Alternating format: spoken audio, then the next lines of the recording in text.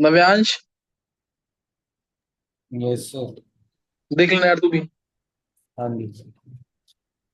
अच्छा, अब जल्दी से सुन लेंगे, ज्यादा है नहीं पेपर में, कुछ भी जल्दी डिस्कस हो जाएगा। बहुत ध्यान सुनना और इसको दोबारा दोबारा जरूर करना। ये कौन से नंबर का पेपर आया है निष्ठा? सर शायद 12 या 13 है। अच्छा, चलो इसको करना है जल्दी से पेपर को। पहला क्वेश्चन है, given below are two statement, one is labelled as assertion and other is reason. ये पता ही तुम्हें, असर्शन ए, assertion है at 10 degree Celsius the density of 5 molar solution of KCl is x gram per ml। Density रखिए x gram per ml। Solution is cooled to, ये cooled to आएगा पता है तुम्हें, cooled to -21 degree Celsius, is cooled to -21 degree Celsius. Calculate the molarity of the solution will remain unchanged. ये तुम्हें ध्यान होगा, ये हमने स्टेटमेंट पढ़ी हुई है, टेम्परेचर कम करने से ज्यादा से मोलरिटी पे कोई फर्क नहीं पड़ता है। ध्यान है ना स्टेटमेंट, मोलरिटी डिक्रीज कर जाएगी लेकिन मोलरिटी पे कोई फर्क नहीं पड़ता है, क्योंकि मोलरिटी के अंदर मास आता है, मास इज टेम्परेचर इंडिपेंडेंट। तो उसके अकॉर्डिंग चेक कर सकते हैं इसको। फिर molarity of solution does not change with temperature as mass remains unaffected with temperature. तो ये क्या आएगा, both A and R correct, and R is the correct explanation of A. Clear है कि नहीं ये? चाहे तुम यहाँ पे delta T F into I K F M लगाओ, यहाँ पे वैल्यू आ जाएगी, कुछ भी आ जाए वैल्यू सॉल्व करने पे। हालांकि वैल्यू आ नहीं पाएगी, क्यों? क्योंकि डेंसिटी दे रखी है एक्स ग्राम पर एमएल। मोलरिटी को मोलरिटी में कन्वर्ट करोगे तो एक्स की टर्म्स में आएगा, एग्जैक्टली हम वैल्यू निकाल नहीं सकते। सही है। Next question, based upon VSEPR theory match the shape geometry. List first में देखो, टी शेप किसका है? ClF3 का, 3 सिग्मा बॉन्ड है, 2 लोन पेयर है। ट्राइगोनल प्लेनर किसका है? BF3 का, 3 सिग्मा बॉन्ड, 0 लोन पेयर है। स्क्वायर प्लेनर शेप किसका है? XCF4 का, 4 सिग्मा बॉन्ड है, 2 लोन पेयर है। सीसो शेप किसका है? SF4 का, 4 सिग्मा बॉन्ड है, 1 लोन पेयर है। तो आंसर चेक करेंगे, ए का थर्ड, बी का फोर्थ, हाँ ये आ गया, ए का थर्ड, बी का फोर्थ अगर देखेंगे, सी का फर्स्ट, तो ये आंसर आ जाएगा इससे बी। नेक्स्ट, फिर मैच ऊपर करना निशा।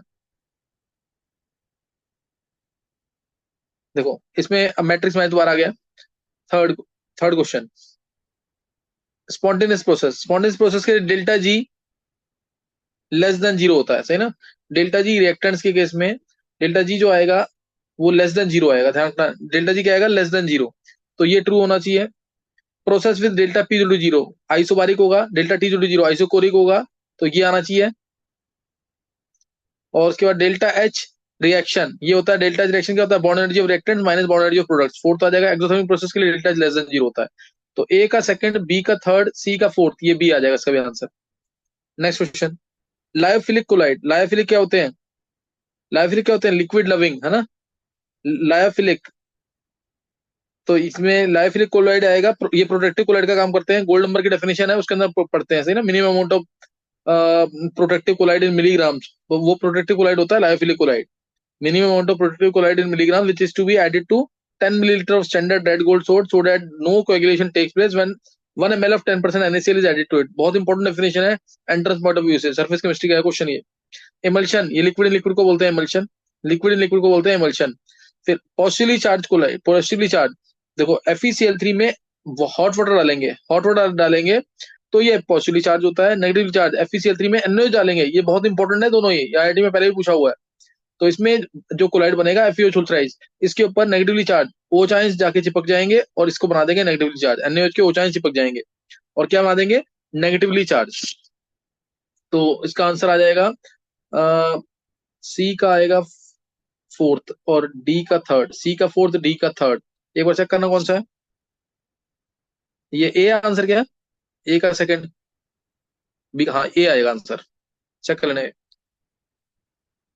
नेक्स्ट, फिफ्थ क्वेश्चन,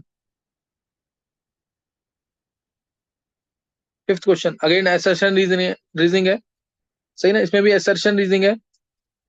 पहला है the ionic radii of O2 minus and Mg2 plus are same. बिल्कुल गलत है ये। O2 माइनस का साइज बहुत बड़ा होगा, Mg2 प्लस का तो बहुत छोटा होगा। Mg2 प्लस का तो बहुत ही छोटा साइज आता है, याद है ना किसी को? Mg2 प्लस का साइज कितना होता है? 72 पिकोमीटर के आसपास था शायद, और O2 माइनस का काफी बड़ा होगा, सही ना? और उसके बाद both O2 minus and Mg2 plus are isoelectronic species, ये ट्रू है। तो पहली स्टेटमेंट गलत है, दूसरी ट्रू है। A is false, R is true. O2 minus तो दोनों में 10 इलेक्ट्रॉन है, दोनों में 10 इलेक्ट्रॉन है, लेकिन नेगेटिव चार्ज है तो उससे इफेक्टिव न्यूक्लियर चार्ज कम हो जाएगा, फोर्स ऑफ अट्रैक्शन न्यूक्लियस और वैलेंस इलेक्ट्रॉन में कम हो जाएगी, साइज बहुत ज्यादा हो जाएगा O2 माइनस का। कंसंट्रेशन, ये एक्सट्रैक्शन चैप्टर का 6th question. Concentration of gold और गोल्ड का कंसंट्रेशन करना है तो हम यूज करते हैं NaCN। अभी अभी शायद 3-4 दिन पहले ही बताया मैंने, Au plus KCl plus H2O plus O2। किसी ने पूछा था कि O2 क्यों डाला था, टू ऑक्सीडाइज गोल्ड, बनता था KAuCN2, फिर जिंक डालते थे, याद है कि नहीं, कराया हुआ है, K2ZnCN4 बनता था प्लस 2Au, तो ये NaCN डाल के बन जाएगा। लीचिंग ऑफ एल्यूमिना, ये NaOH डाल के बनता है। और फ्रॉथ फ्लोट है, ये लीचिंग प्रोसेस भी बहुत इंपॉर्टेंट है, मैक आर्थर फॉरेस्ट प्रोसेस से पहले है leaching of alumina, bears process के अंदर आता है ये। और फ्रॉथ स्टेबलाइजर होता है एनिलीन, जो फ्रॉथ को स्टेबलाइज करेगा, बर्स्ट नहीं होने देगा। ब्लिस्टर कॉपर, ब्लिस्टर कॉपर किस वजह से बनता है, SO2 के एवोल्यूशन से, ये भी मैंने एक बार बताया। Blister copper 98% copper, SO2 gas की रिलीज हो रही होती है, इसलिए जो ऊपर लेवल होता है वो ऐसे रहता है कॉपर का, कॉपर मोल्टन कॉपर जो होता है इस फॉर्म में रहता है वो, क्योंकि नीचे से SO2 गैस रिलीज हो रही है, इसको बोलते हैं ब्लिस्टर कॉपर। नेक्स्ट अब है addition of H2SO4 to BaO2, ये हाइड्रोजन चैप्टर का क्वेश्चन है। H2SO4 प्लस BaO2 ये बनाता है BaSO4 plus H2O2, BaSO4 plus H2O2, ये H2O2 की प्रिपरेशन है, तो इसका आंसर आ जाएगा BaSO4 प्लस H2O2, आंसर आ जाएगा डी। फिर BeCl2 रिएक्ट्स विद LiH4, बहुत ही इंपॉर्टेंट प्रिपरेशन है BeH2 की। BeH2 डायरेक्टली प्रिपेयर नहीं होता, BeCl2 प्लस LiH या LiAlH4 से प्रिपेयर होगा, तो BeH2 प्लस, ये तो दे ही रखा है लास्ट ऑप्शन में, BeH2 प्लस LiCl, ये सी आंसर आएगा इसका, BeH2 plus LiCl plus AlCl3, ये मिल जाएगा इसमें से ना, 8th में ये मिल जाएगा BeH2 plus LiCl plus AlCl3। Next question है ये है 9th क्वेश्चन। 9th क्वेश्चन है हमारा सिलेंस से, सिलेंस सिलिकॉन्स से, सिलिकॉन्स सिलिकॉन से है। तो इसमें 9th क्वेश्चन में पहला है CH3 होल 4 SI, जैसे एल्केन होते हैं वैसे ये भी है, तो इसको सिलेन बोलेंगे। CH3 SiOH होल थ्राइस, इससे बनता है हमारा क्रॉस लिंक्ड सिलिकॉन, इससे बनता है क्रॉस लिंक्ड सिलिकॉन, जिसको हम 2D सिलिकॉन भी कहते हैं। ये करा रखा है मैंने, P ब्लॉक के अंदर है ये 11th class. CH3 whole twice SiOH whole twice, इससे बनता है चेन सिलिकॉन, लीनियर सिलिकॉन, इससे लीनियर सिलिकॉन बनेगा। और CH3 होल थ्राइस SiOH से ये बनता है, ये होता है चेन टर्मिनेटिंग सिलिकॉन, तो ये आएगा हमारा चेन टर्मिनेटिंग या डाइमेरिक सिलिकॉन, या डाइमेरिक सिलिकॉन, मतलब लास्ट वाले जो डी वाला है ना, उससे CH3 whole thrice SiOH plus OH SiCH3 whole thrice, water बाहर निकालो, बन गया ये डाइमेरिक सिलिकॉन, ये डाइमेरिक सिलिकॉन है, इससे चेन टर्मिनेट कर जाती है। और इस वाले से 2D सिलिकॉन, ये बहुत इंपॉर्टेंट है, इसका क्वेश्चन आता है, P ब्लॉक का क्वेश्चन है, इसका क्वेश्चन आता है जरूर है, ये करना है तुम्हें, जरूर करना है इसको, तो ये डिटेल में पढ़ना पड़ेगा तुम्हें एक बार इसको ना। SiCH3CH3O SiCH3CH3, अगर RCH3 है अगर, फिर ये ऐसे लीनियर चेन सिलिकॉन बन जाएगा, है ना, इनफाइनाइट वाली चेन हो गया, ये इनफाइनाइट वाली चेन चलेगी। और ये जो है CH3 SiOH होल थ्राइस वाला, CH3 SiOH होल थ्राइस वाला, तो उसमें भी इस टाइप से चलेगा, SiO SiO और यहाँ पे CH3 ये चलेंगे, CH3 ये चलता रहेगा क्रॉसिंग सिलिकॉन में। CH3 SiOH होल थ्राइस वाला, ये कौन सा है, CH3 SiOH होल थ्राइस, ये वाला, तो ये क्रॉसिंग सिलिकॉन होता है या 2D सिलिकॉन होता है। तो ये तुम्हें P ब्लॉक में पढ़ा होगा, याद है कि नहीं है निष्ठा, कुछ याद था कि नहीं है? ये सर सही था। सही है। नेक्स्ट देखो 10th क्वेश्चन से, जल्दी दिखाएंगे एक बार, ये अभी खत्म हो जाएगा जल्दी से, क्योंकि थ्योरी वाला पार्ट जा रहा है इसके अंदर पेपर में, सही ना।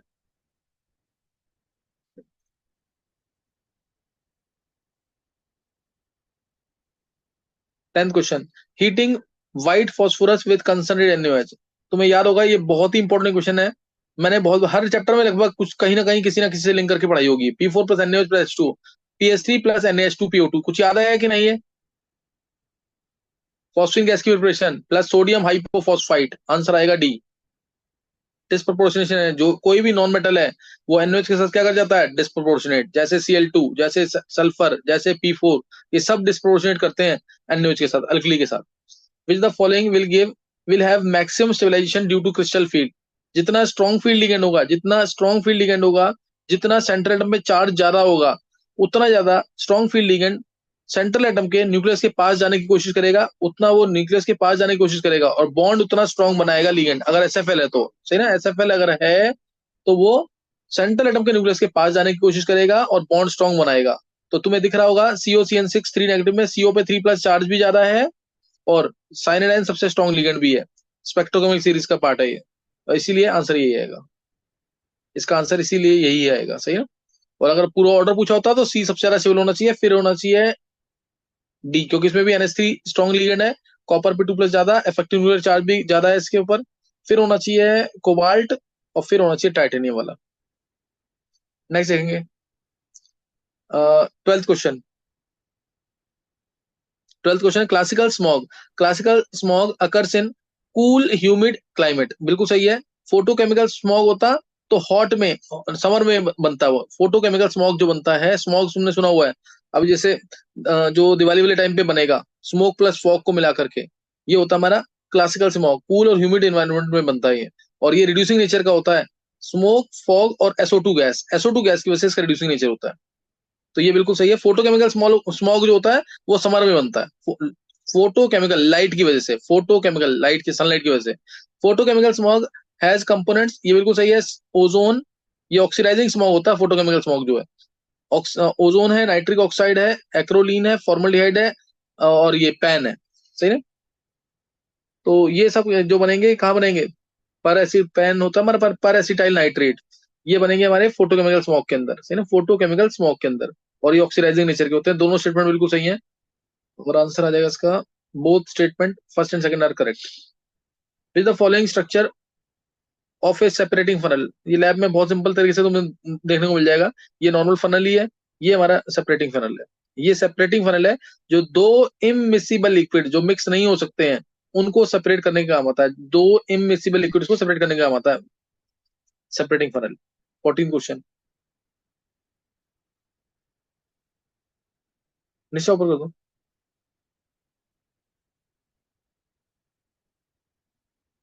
निश्चय 14 क्वेश्चन एक्सपेंड हो पाएगा थोड़ा सा। A and B respectively are, A और B पूछा हुआ है। A जो है, हाँ, A जो है ये इसका ओजोनोलिसिस किया हुआ है, ओजोन डाला हुआ है, जिंक और एस्टो डाला, मिला क्या है, इथेन 1,2 डाई कार्बोल्डिहाइड प्लस ग्लाइकोजल, ग्लाइकोजल। तो इथेन 1,2 डाई कार्बोल्डिहाइड है, इथेन 1,2 डाई कार्बोल्डिहाइड CH2CHO, 1 पे भी कार्बोल्डिहाइड, 2 पे भी कार्बोल्डिहाइड, और साथ में मिला है ग्लाइकोजल, साथ में ग्लाइकोजल, तो रिंग बन जाएगी ये रिंग बन गई। यहां से O बाहर, यहां से भी O बाहर, और आंसर आ गया दो ऑल्टरनेट पे, ये आ जाएगा, ये CH2 यही आ रहा है ना, एक बार आंसर एक बार चेक करना। नहीं, इससे नहीं आएगा आंसर शायद, दोनों एक साथ ऑल्टरनेट पे आने चाहिए ना, ये नहीं आएगा यहाँ पे। ये बाहर निकालेंगे तो कंजुगेशन यहाँ नहीं रहनी चाहिए ना, ये बॉन्ड यहाँ पे आएगा, ये आएगा ना, एक बार चेक कर लेना। 1 2 3 cyclohexane 1 3, cyclohexane 1 3 diene 1 3, cyclohexa 1 3 diene, cyclohexa 1 3 diene, ये तो ऑप्शन इसमें भी है और इसमें भी है। दूसरा क्या है, बी में ओजोनोसिस किया तो मिला 5 ऑक्सो, 5 ऑक्सो क्या है ये, 5 oxo hexanal, 5 oxo hexanal,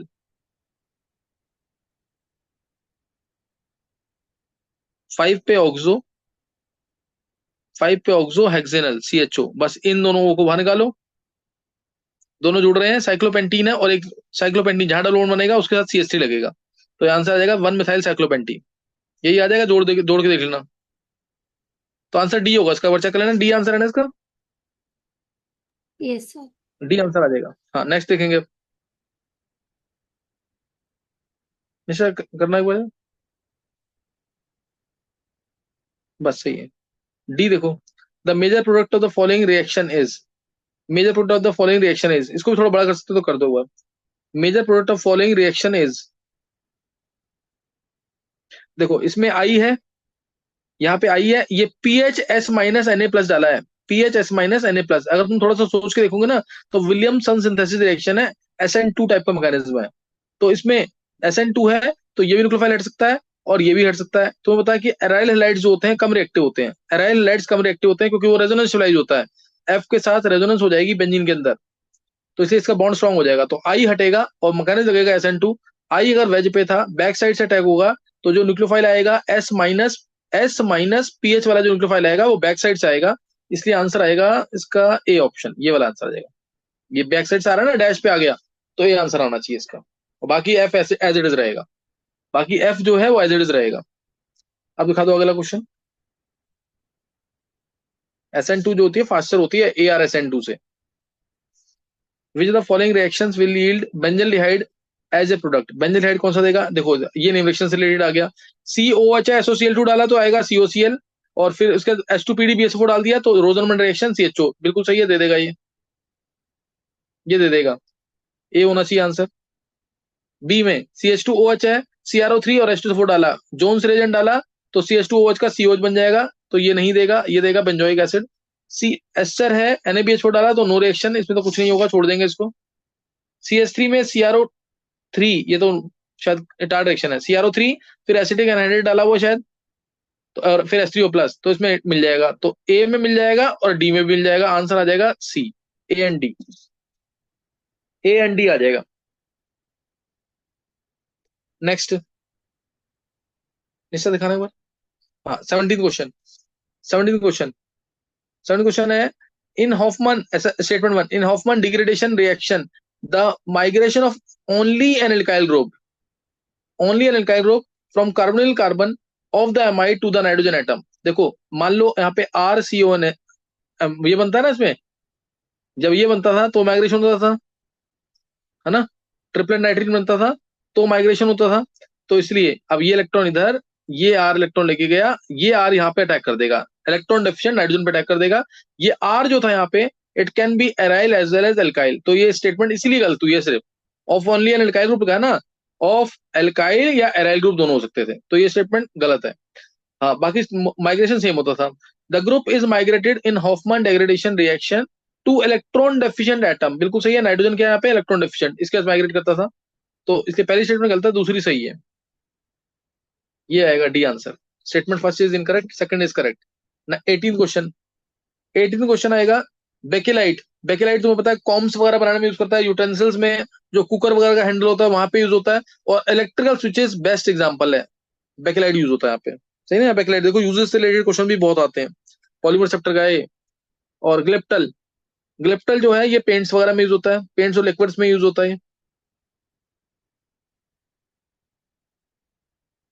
glyptal, सही ना, जिसको हम एल्काइड रेजिन भी कहते हैं। बेकेलाइट बनता है फिनॉल प्लस फॉर्मल्डिहाइड से, फिनॉल प्लस फॉर्मल्डिहाइड का पॉलीमर होता है बेकेलाइट। ग्लिप्टल, ग्लिप्टल होता है थैलिक एसिड प्लस ग्लाइकोल का, प्लस ग्लाइकोल का, ये पॉलीएस्टर होता है। PVC, polyvinyl chloride, vinyl chloride का पॉलीमर है PVC। PVC के तो तुम्हें पता होगा पाइप्स आजकल बन रहे हैं, PVC के पाइप बनते हैं आजकल, सही है। पॉलीस्टाइरीन, जो स्टाइरीन का पॉलीमर है, जो स्टाइरीन का पॉलीमर है, रेडियो और टेलीविजन कैबिनेट्स के बनाने का काम आता है, रेडियो और टेलीविजन के कैबिनेट वगैरह बनते हैं जो, वो इसके बनते हैं पॉलीस्टाइरीन की, फैब्रिक वगैरह में यूज होता है ये। तो उसको देखते हुए ए का आएगा सेकंड, बी का आएगा थर्ड, ए का सेकंड, बी का थर्ड अगर देखोगे तो आंसर शायद और सी का आएगा फर्स्ट, तो ये आंसर आएगा इसका सेकंड थर्ड फर्स्ट, हाँ ये आएगा डी, डी आंसर आ जाएगा, सेकंड थर्ड फर्स्ट और फोर्थ, सही है सर बिल्कुल। सी का फोर्थ है। सी का फोर्थ है, एक मिनट जाओ अभी देख लेते हैं। बी का, बी का आएगा, पहले ए से स्टार्ट करते हैं ना, ए का आया हमारा सेकंड, फिर बी का आया थर्ड, सेकंड थर्ड, सी का fourth, second third fourth first, second third fourth first, second third fourth first, ये ए आएगा आंसर, ए है ना आंसर इसका, यस सर। ए आएगा आंसर सी। नेक्स्ट अब क्वेश्चन आ गया 19th,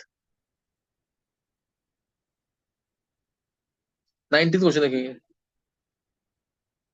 19th question, L isomer of a compound A C4H8O4, L isomer है, ध्यान रखना, L isomer gives a positive test with, gives a positive test with treatment of A with acetic anhydride के साथ, नहीं कुछ गलत है, gives a positive test with लिखा मिसिंग है,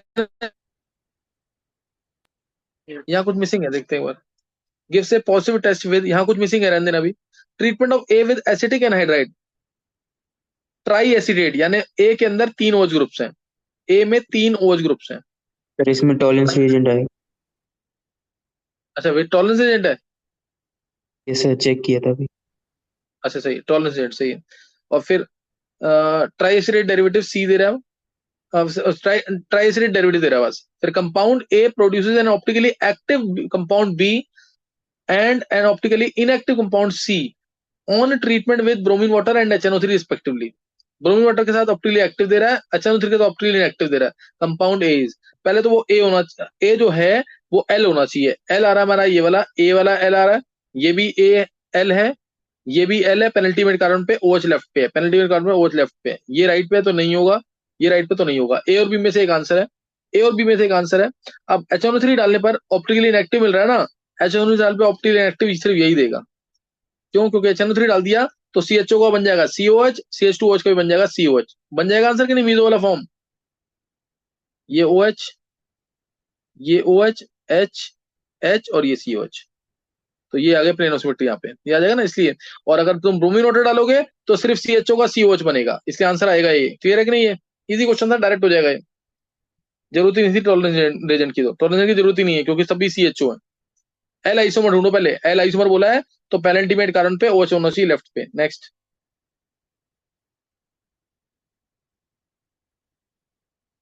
20th क्वेश्चन। देखो ये पेपर जल्दी होता था पूरा, उसके मार्क्स भी आ सकते थे। 20th क्वेश्चन देखो, इसको थोड़ा एक्सपैंड कर सकते हो, एक्सपैंड कर लो। अच्छा ये यूजेस देखो, ये भी यूजेस का क्वेश्चन है केमिस्ट्री एवरीडे लाइफ का। पहले पॉलीमर्स के यूजेस आए और अब आ गए, ये लास्ट टाइम भी क्वेश्चन था अगर तुम्हें ध्यान हो तो। देखो ये था हमारा कैटायनिक डिटर्जेंट है ना, ये तुम्हें याद होगा लास्ट टाइम बताया था मैंने, acetyl trimethyl ammonium bromide cationic detergent है ये। और ये हमारा यूज होता है कैटायनिक डिटर्जेंट हेयर कंडीशनर्स में, ये हेयर कंडीशनर में यूज होता है। फिर second SO3- sodium lauryl sulphate, sodium lauryl sulphate ये यूज होता है हमारा, ये टूथपेस्ट वगैरह में सोडियम लॉरिल सल्फेट बहुत हल्का सा अमाउंट में डलता है टूथपेस्ट के अंदर, तो ये यूज होता है यहाँ पे। फिर ये तो तुम्हें दिख रहा है CO-Na+, तो फॉर्म ही सोप की होती है, तो ये सोप में लॉन्ड्री सोप है ना, कपड़े वगैरह धोने के लिए सोप है ना, ये सोप की फॉर्म है। देखो कुछ भी ना बताओ अगर तुम्हें इसके अंदर, हालांकि ये बहुत इंपॉर्टेंट है। ये यूजेस जो बताए ना डायरेक्ट यही यूज बताए जाते हैं। तुम अगर मेरे लेक्चर सुनोगे ना केमिस्ट्री लाइफ के, मैंने यूजेस में सिर्फ यही पॉइंट बताए हुए हैं, यही वाले जो चाहते हैं। और ये हमारा नॉन आयनिक डिटर्जेंट है, ये हमारा डिश वॉशिंग डिटर्जेंट होता है, डिश वॉशिंग डिटर्जेंट। सही ना?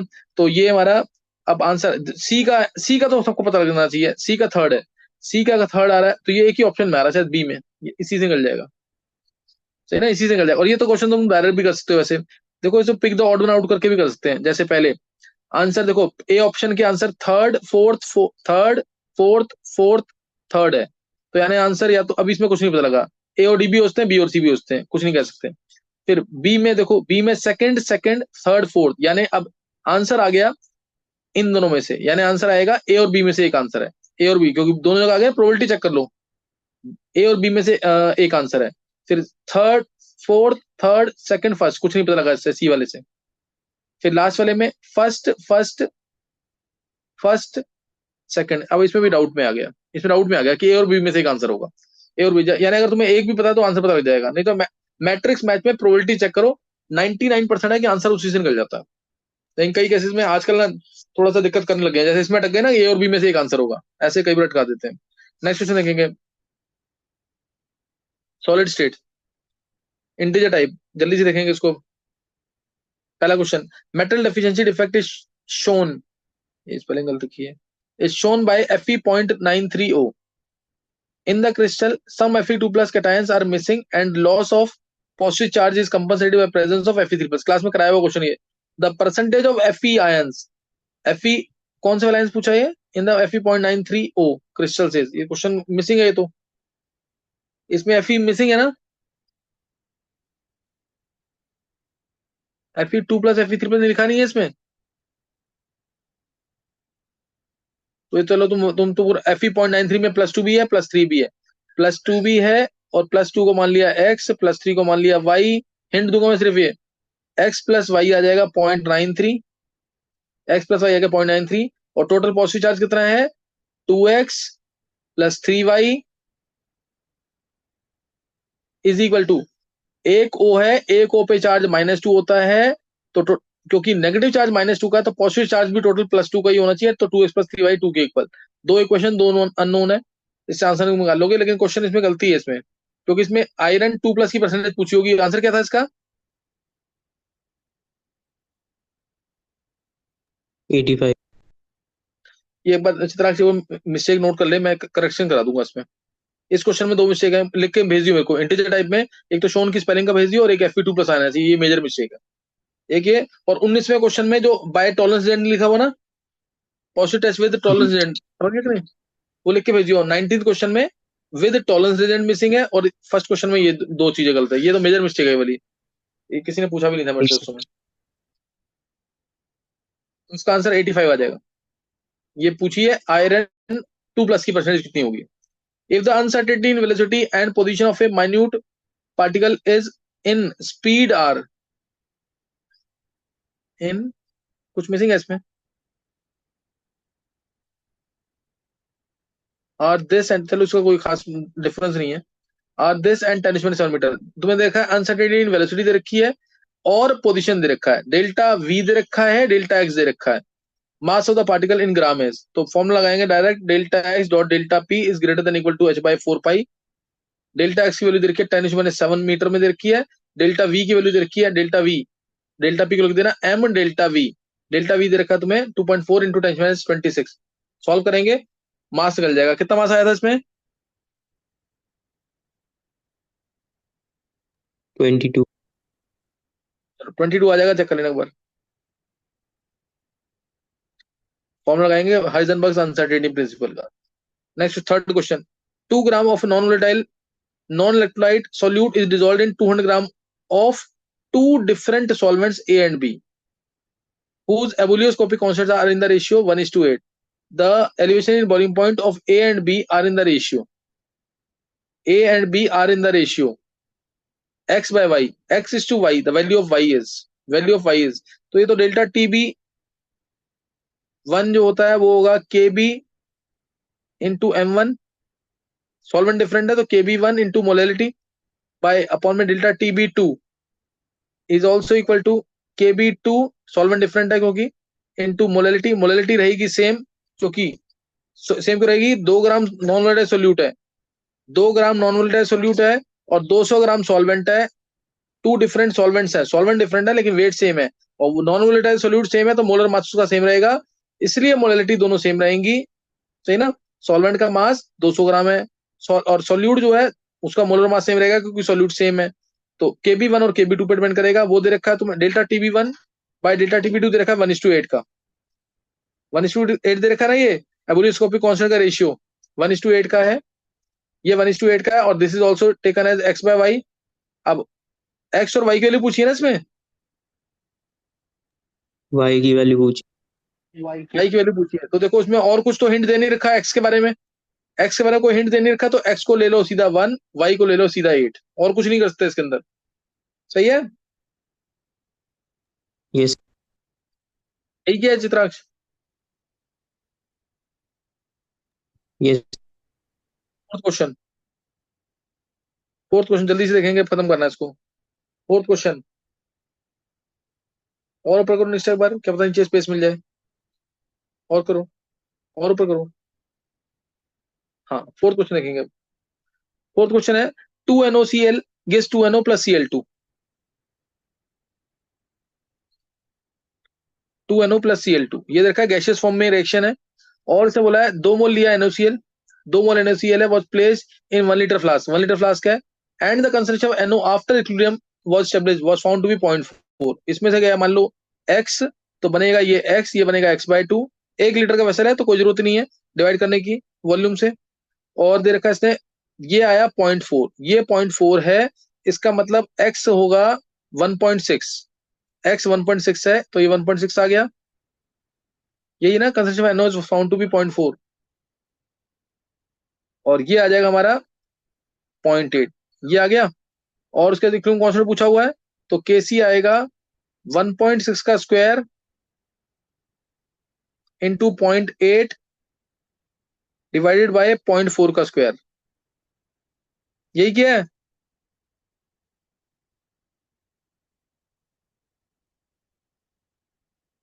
यही दे रखा है ना, क्वेश्चन गलत तो नहीं किया कुछ। इन experiment 2 moles of NaCl concentration NO after equilibrium was found to be 0.4 concentration of NO। अच्छा NO गलत कर दिया है, NO का कंसंट्रेशन है 0.4, ये 0.4 है, ये 0.4 है तो ये 0.2 हो जाएगा, ये 0.2 हो गया, और ये 0.4 है तो 1.6 ये होगा, ये 1.6 होगा। वैल्यू पुट करनी है, 0.4 का स्क्वायर ऊपर आएगा इंटू 0.2 डिवाइड बाय 1.6 का स्क्वायर। क्या आंसर आ रहा है इसका Chitraksha?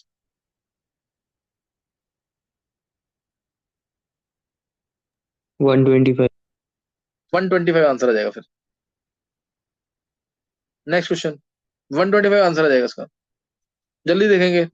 The limiting molar connectivities of NaI, NaNO3 and AgNO3 are 12.7, 12 and 13.3 milli siemens metre square mole inverse. ये पूछा दिया हुआ है। Limiting molar connectivity of AgI, AgI की पूछी है, Ag यहाँ पे है, I यहाँ पे है, दोनों को ऐड कर दो, 13.3 और 12.7, ये कितना आ गया सीधा 12 14 26 आ गया, और इसको माइनस कर दो, 26 माइनस 12 14 आंसर। डायरेक्ट क्वेश्चन था, 15 सेकंड का, इजी क्वेश्चन था ये। The rate constant for a first order reaction given by this equation, natural log K equal to this, equation energy पूछी हुई है, तो डायरेक्ट एनसीईआरटी का क्वेश्चन है ये। Natural log K equal to क्या आएगा सॉल्व करने से, equation natural log of A minus EA by RT, compare करो इसमें, तो ये आ जाएगा EA by R is equal to 2 into 10 की 4 K बाय T की जरूरत नहीं है, ये आ जाएगा R से मल्टीप्लाई करो, आंसर आ जाएगा। क्या आंसर आ रहा है इसका? R यानी 8.3 मल्टीप्लाई करो, आंसर आ जाएगा। और किलो जूल में पूछा है तो बाय 1000 और कर देना। क्या आंसर आ रहा है इसका? 166 किलो। 166, डायरेक्ट क्वेश्चन है भी। फिर number of statements correct from the following for copper, atomic number 29 is are, copper second complexes are always paramagnetic, true, 3D9 आएगा, ऑड में है। Copper first complexes are generally colourless, ये भी generally colourless, ये भी ट्रू है, क्योंकि इसमें भी कोई अनपेड इलेक्ट्रॉन नहीं होगा, हालांकि Cu2s ब्लैक होता है, अगर तुम्हें ध्यान हो तो, है ना, पोलराइजेशन की वजह से Cu2s ब्लैक, Cu2o रेड, ये चार ट्रांसफर भी है इसके अंदर, सही ना, लेकिन जनरली बोला है तो इसलिए कोई दिक्कत नहीं है। Copper first is easily oxidize, बिल्कुल सही है, क्योंकि कॉपर प्लस से ज्यादा स्टेबल होता है कॉपर 2+, डिस्प्रोपोर्शनेट हो जाएगा ये ट्वाइस ऑफ कॉपर प्लस लेकर के, तो ये भी सही होना चाहिए। In Fehling solution the active reagent has copper first, ये गलत हो गया, फेलिंग सॉल्यूशन होता है कॉपर 2+ + 5 O चांस, तो कॉपर 2+ होता है इसके अंदर, ये स्टेटमेंट गलत है। 3 स्टेटमेंट करेक्ट है, 3 आंसर आ जाएगा। Acidified potassium permanganate solution oxidizes oxalic acid, the spin only magnetic moment of the manganese product, manganese product मिलता है Mn2+, Mn2+ यानी आर्गन 3d5, 3d5 यानी 5.9 आ जाएगा, म्यू, म्यू होता है अंडर रूट में n × n+2, 5.9 यानी 6 आंसर आ गया। 9th question, two elements A and B form, Nisha ऊपर कर दो, two elements A and B form which form 0.15 mole of A2B and AB3 type compounds, 0.15 mole है दोनों के, मोल दोनों के इक्वल है, मोल दोनों के इक्वल है, या मोल 0.15 लेके भी निकाल लो, तो number of moles of A2B is equal to number of moles of AB3। Moles इसके ये होंगे x, इसका x बाय में molar mass of A plus या A+2B लिख दो सीधा, इन दोनों के मोलर मास आएंगे, given mass by molar mass, given mass by molar mass, if both way equally, weight equal है दोनों के, x अपॉन में ये आएगा A+3B, A+3B, तो ये तो कैंसिल हो गया x x, तो A+3B टू A+2B है, तो यानी कितना जाएगा आंसर से, नहीं ये गलत हो गया ना, A2B था पहला, पहला A2B है तो 2A+B आएगा, तो 2A minus A is to आएगा 2B, A is to 2B आएगा, ट्वाइस आ जाएगा, A is 2 times of B। Last question, total number of possible stereoisomers of dimethyl cyclopentane, निकाला किसी ने? डाइमिथाइल साइक्लोपेंटेन के टोटल नंबर ऑफ स्टीरियोइसोमर्स, अब देखो इसमें कुछ मेंशन नहीं किया पोजीशन, डाइमिथाइल साइक्लोपेंटेन में तुम निकाल सकते हो, एक तो ये, एक ये, एक ये, और कोई तरीका नहीं करने का, तो ये आ गया, इसमें कोई स्टीरियोइसोमर नहीं बनेगा, ना ज्योमेट्रिकल आइसोमर भी नहीं है, ऑप्टिकल भी नहीं है, तो इसको काउंट नहीं करना। इसमें तो तुम्हें याद होगा सिस बनेगा, ट्रांस का रेसिमेट 3 है ये, इसमें भी सिस बनेगा, ट्रांस का रेसिमेट 3 है, ये भी याद है कि नहीं, ये क्लास में बहुत डिटेल में पढ़ाया हुआ है, 6 आंसर आना चाहिए। समझ आ गया पेपर पूरा? यस। ये कर लेना ढंग से पेपर को, पेपर सॉल्व करना, पेपर सॉल्व नहीं किए ना बिल्कुल भी फायदा नहीं होगा, पेपर जरूर सॉल्व करना, ढंग से संभाल के रखो, अच्छे क्वेश्चन को स्टार मार्क करो, पेपर खत्म करने मैक्सिमम, और फॉर्मुले वगैरह पढ़ करके सारे जितने चैप्टर तुम्हारे छूटे हुए हैं चेक करो अपने वीक पॉइंट्स, और फिर करो क्वेश्चंस। मेरे को भेज देना एक बार निष्ठा, नव्यांश। Okay sir.